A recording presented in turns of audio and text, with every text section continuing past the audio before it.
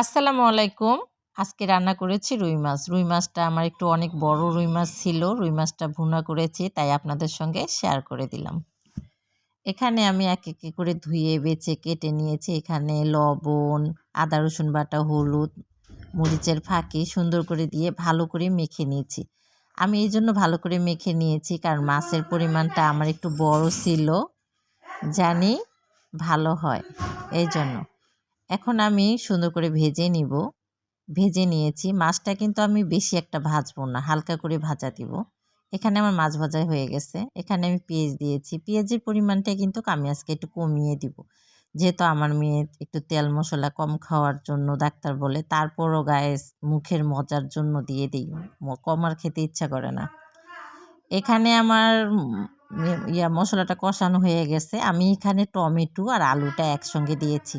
Guys, আমি কিন্তু বারবার বলতেছি কারণ আমার এটা একটু ঝটপট রান্না। এখানে আমি তো ১ম এই বারবার প্রত্যেকটা ভিডিওতে বলি যে আমার কিন্তু ঝটপট রান্না। আমার রান্না যেয়ে দেখবেন সেই ঝটপট করে রান্না করে ফেলবেন।